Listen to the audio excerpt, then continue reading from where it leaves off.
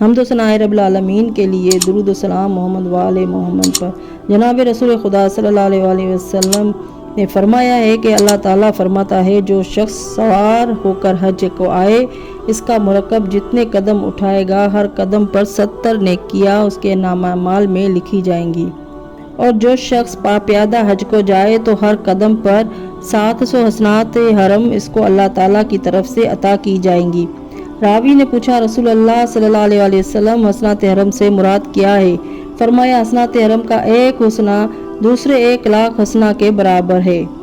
ابن عباس سے روایت ہے کہ وہ کہتا ہے کہ میں نے امام حسین علیہ السلام کو خانہ کعبہ میں سفر کربلا سے پہلے دیکھا کہ آپ در کعبہ پر کھڑے ہیں اور جبریل امین علیہ السلام کا ہاتھ فرزند سید المرسلین کے ہاتھ میں ہے، اور جبریل علیہ السلام ندا کرتے ہیں کہ اے لوگو، جسے خدا سے بیعت کرنی ہو وہ آ کر حسین ابن علی سے بیعت کرے کہ ان کی بیعت خدا کی بیعت ہے۔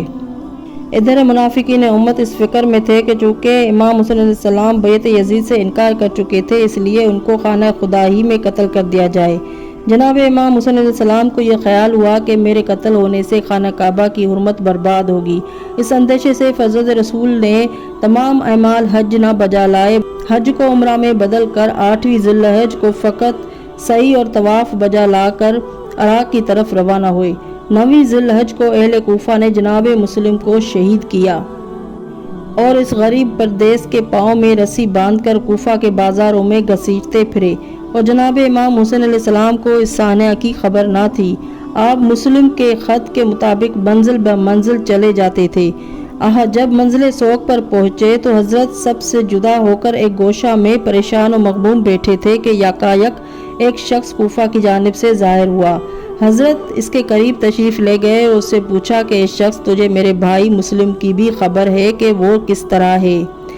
جو ہی اس نے مسلم کا نام سنا امامہ سر سے پھینک دیا اور بے اختیار رو رو کر کہنے لگا کہ اے میرے آقا، کیا پوچھتے ہو؟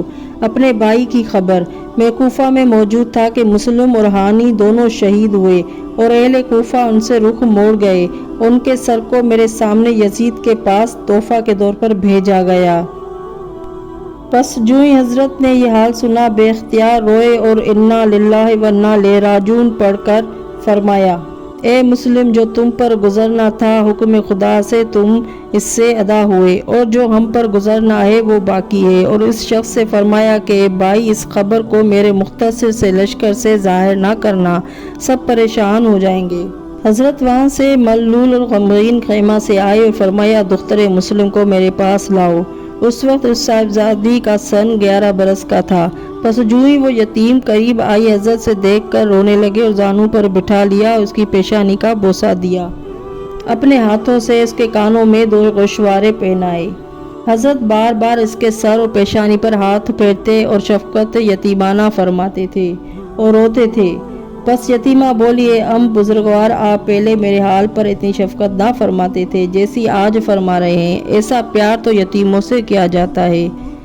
اس کلام سے جناب امام حسین علیہ السلام اپنے آپ پر ضبط نہ کر سکے اور بہت زیادہ روئے اور بولے، اے میری بیٹی، اگرچہ مسلم نے شہادت پائی لیکن حسین تو زندہ ہے، میں تیرا باپ ہوں، میری بیٹیاں تیری بہنیں ہیں۔